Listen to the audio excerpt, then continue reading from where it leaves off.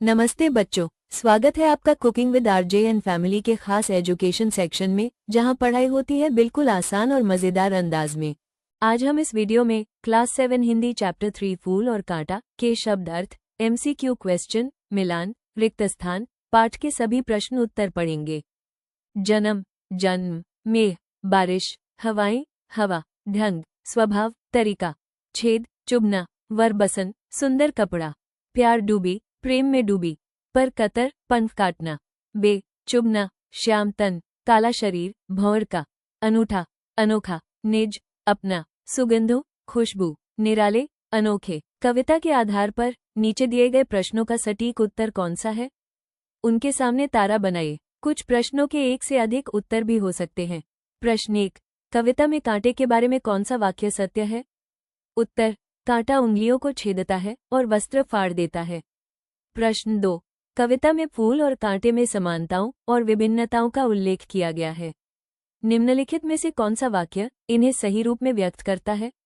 उत्तर, फूल और कांटे एक ही पौधे पर उगते हैं, लेकिन उनके स्वभाव भिन्न होते हैं।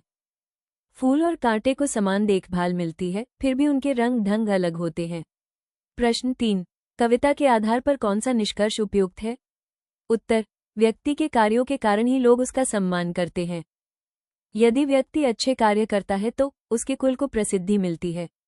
प्रश्न 4, कविता के अनुसार निम्नलिखित में से कौन सा कथन बड़प्पन के लिए सर्वाधिक उपयुक्त है? उत्तर, बड़प्पन व्यक्ति के गुणों, स्वभाव और कर्मों से पहचाना जाता है। पंक्तियों पर चर्चा। प्रश्न, पाठ में से चुनकर कुछ पंक्तियां नीचे दी गई हैं। इन्हें ध्यान से पढ़िए और इन पर विचार कीजिए। आपको इनका क्या अर्थ समझ में आया?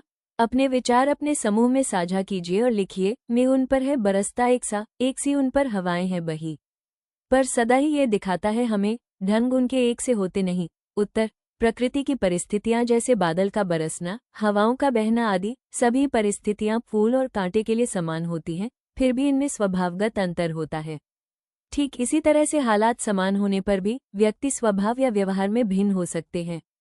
फूल और कांटे का प्रतीकात्मक प्रयोग कर कवि ने हमें अप्रत्यक्ष रूप से यह समझाने का प्रयास किया है कि व्यक्ति के स्वभाव और दृष्टिकोण पर निर्भर करता है कि वो फूल की तरह सुख दे या कांटे के समान दुख।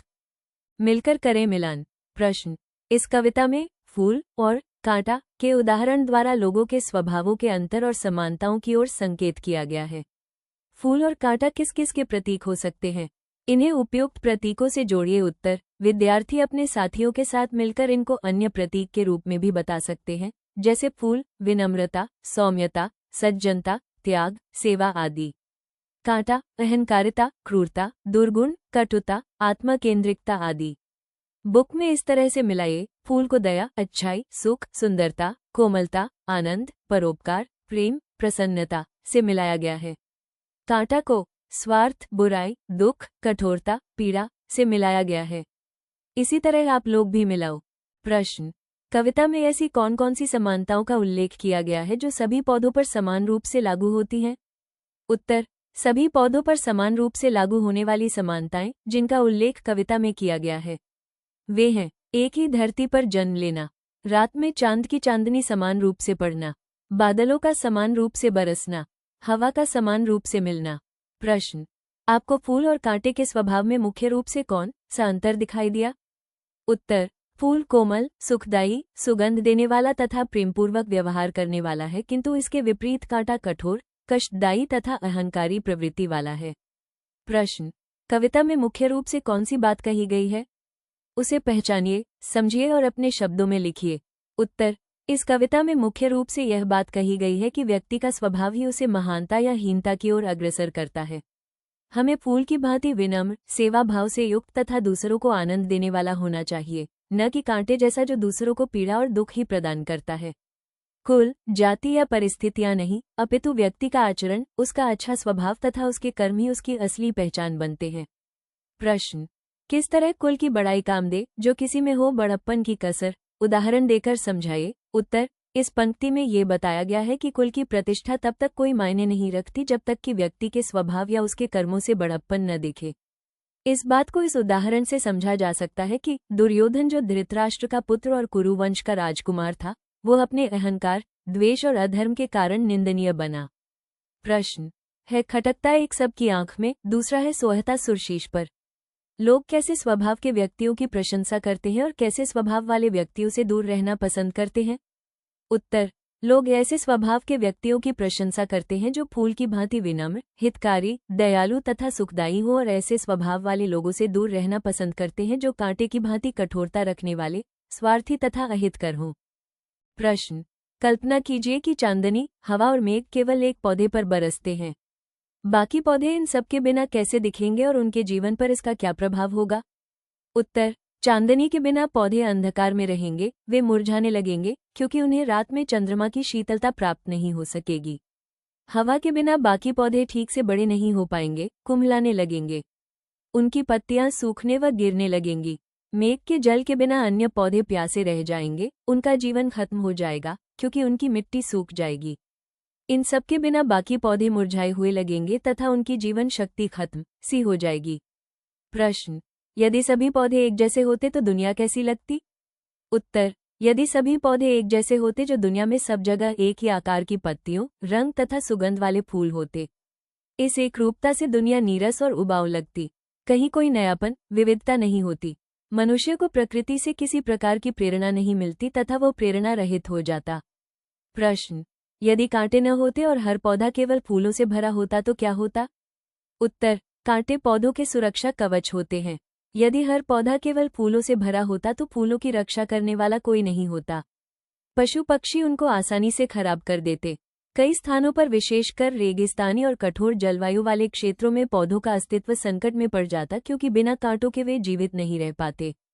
प्रश्न: कल्पना कीजिए कि आपको किसी कांटे, फूल या दोनों के गुणों के साथ जीवन जीने का अवसर मिलता है। आप किसके गुणों को अपनाना चाहेंगे? कारण सहित बताइए। उत्तर: मैं कांटे और फूल दोनों के गुणों को अपनाना चाहूंगी क्योंकि फूल हमें कोमलता, मधुरता, प्रेम, करुणा आदि की बात सिखाते हैं। वहीं दूसरी ओर कांटे से हमें ये प्रेरणा मिलती है कि हमें कठिन परिस्थितियों में कैसे टिके रहना है। ये हमें शक्तिशाली बनने तथा कठिनाइयों का सामना करने की सीख देते हैं। प्रश्न: नीचे दिए गए रिक्त स्थानों में बड़प्पन से जुड़े शब्द अपने समूह में चर्चा करके लिखिए। उत्तर: बुक में छोटी हुई जगह पर इसी तरह भरिए। बड़प्पन: मृदुभाषिता, आदर, संयम, नम्रता, संतोष, दयालुता, कर्तव्यनिष्ठ। विद्यार्थी समूह में चर्चा कर अन्य शब्द भी लिख सकते हैं। प्रश्न: नीचे कुछ शब्द दिए गए हैं जो किसी भाव को व्यक्त करते हैं। इनमें से जो शब्द बड़प्पन के भाव को व्यक्त करते हैं, उन पर एक गोला बनाइए। जो बड़प्पन का भाव व्यक्त नहीं करते हैं, उनके नीचे रेखा खींचिए। उत्तर: जो नाम मैं बोलूंगी उन सभी शब्दों पर गोला लगाओ। बुक में सहनशीलता, दया, विश्वास, उदारता, विनम्रता, त्याग, संतोष, समर्पण, आदर, सम्मान, निष्ठा, परोपकार, सद्भावना। इनके अलावा जिन नामों को मैंने नहीं बोला है, उन सभी के नीचे लाइन खींचनी है। प्रश्न: आगे कविता की कुछ पंक्तियां दी गई हैं। इनमें कुछ शब्द हटा दिए गए हैं और साथ में मिलते जुलते अर्थ वाले शब्द भी दिए गए हैं। इनमें से प्रत्येक शब्द से वो पंक्ति पूरी करके देखिए। जो शब्द उस पंक्ति में जंच रहे हैं, उन पर घेरा बनाइए। उत्तर: एक है जन्म लेते जगह में एक ही पौधा उन्हें है पालता। रात, रात्रि, रजनी, निशा में उन पर चमकता। रात और रात्रि में गोला लगाओ। शशि, चंद्रमा, चांद, राकेश, इंदु भी एक ही सी चांदनी है डालता। चंद्रमा और चांद पर गोला लगाओ। 2 मेघ, बादल, मेघ, जलद, उन पर है बरसता एक सा। मेघ और बादल पर गोला लगाओ। एक सी उन पर। वायु, पवन, समीर, मारुत, बयारे, हवाएं हैं बही। बयारे, हवाएं पर गोला लगाओ। पर सदा ही ये दिखाता है हमें, ढंग उनके एक से होते नहीं। प्रश्न: नीचे इस कविता की कुछ विशेषताएं और वे पंक्तियां दी गई हैं जिनमें ये विशेषताएं झलकती हैं। विशेषताओं का सही पंक्तियों से मिलान कीजिए। आप कविता की पंक्तियों में एक से अधिक विशेषताएं भी ढूंढ सकते हैं। उत्तर: पंक्ति, विशेषण, विशेष्य। 1 भौर का है बे देता श्याम तन, श्याम, तन। 2 फाड़ देता है किसी का वर बसन, वर, बसन। 3 भौर को अपना अनूठा रस पिला, अनूठा, रस। 4 निज सुगंधों और निराले ढंग से, निराले, ढंग। प्रश्न: नीचे दिए गए विशेषों के लिए अपने मन से विशेषण सोचकर लिखिए। उत्तर: 1 फूल, सुंदर, रंग बिरंगे। 2 कांटा, मोटा, नुकीला। 3 मेघ, घना, काला। 4 चांद, आधा, पूरा। 5 रात, अंधेरी, डरावनी। प्रश्न: फूल और कांटे एक दूसरे से बिल्कुल भिन्न हैं, फिर भी साथ साथ पाए जाते हैं। अपने आसपास से ऐसे अन्य उदाहरण दीजिए। संकेत, वस्तुएं जैसे नमक और चीनी, स्वभाव जैसे शांत और क्रोधी, स्वाद जैसे खट्टा मीठा, रंग जैसे काला सफेद, अनुभव जैसे सुख दुख आदि। उत्तर, वस्तुएं आग, पानी। स्वभाव दयालु, निर्दयी। स्वाद फीका, चटपटा। रंग श्वेत, श्याम। अनुभव आशा, निराशा। प्रश्न, आप अपने आसपास की किसी समस्या का वर्णन कीजिए जिसे आप कांटे के समान महसूस करते हैं। उस समस्या का समाधान भी सुझाइए। उत्तर, मेरे आसपास की एक समस्या जो कांटे के समान चुभती है वो है कठोर भाषा में की गई शब्दों की चोट। कई बार लोग गुस्से में या मजाक में ऐसे शब्दों का प्रयोग करते हैं जो हमारे मन को गहरी चोट पहुंचाते हैं। जैसे कांटा उंगली में चुभता है, वैसे ही ये कठोर या अपमानजनक शब्द हमारे हृदय में भीतर तक चुभते हैं। कांटे जैसी इस समस्या का समाधान शब्दों में बहुत ताकत होती है, इसलिए पहले रुककर सोचें क्या कह रहे हैं और फिर बोलें। हर व्यक्ति के भीतर भावनाएं होती हैं। हमें सीखना चाहिए कि दूसरों की भावनाओं की कद्र कैसे करें। अगर गलती से कुछ कठोर कह दिया हो तो माफी मांगे और सुधार लाएं। इससे संबंधों में मजबूती आती है और हम खुद भी बेहतर बनते हैं। प्रश्न, फूल और कांटा नामक कविता से हमें क्या शिक्षा मिलती है? उत्तर, कविता फूल और कांटा हमें सिखाती है कि व्यक्ति का बढ़प्पन उसके गुणों और व्यवहार से तय होता है, न कि उसके जन्म या परिवार से। कवि यह बताते हैं कि एक ही परिस्थिति में पलने वाले लोग अपने स्वभाव के कारण अलग होते हैं। फूल की तरह हमें दूसरों को खुशी देना चाहिए, न कि कांटे की तरह चोट पहुंचानी चाहिए। यह कविता हमें प्रेरित करती है कि हम अपने अच्छे गुणों से समाज में सम्मान और प्यार पाएं। अब हम पढ़ेंगे पाठ के लेखक की जीवनी। अयोध्या सिंह उपाध्याय, हरिऔध का संक्षिप्त जीवन परिचय।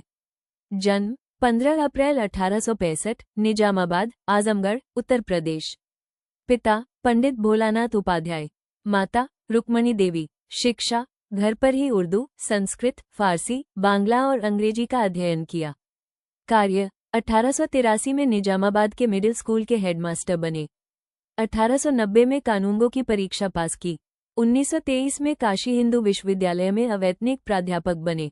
प्रमुख रचनाएं, प्रिय प्रवास, पारिजात, वैदेही वनवास, रसकलश, ठेठ हिंदी का ठाठ, अधखिला फूल। मृत्यु 16 मार्च 1947। ये प्रश्न उत्तर आपको कैसे लगे? अगर अच्छे लगे हैं तो सब्सक्राइब और लाइक करें तथा वीडियो को शेयर करें। अगला वीडियो कौन सा चाहिए कमेंट करें।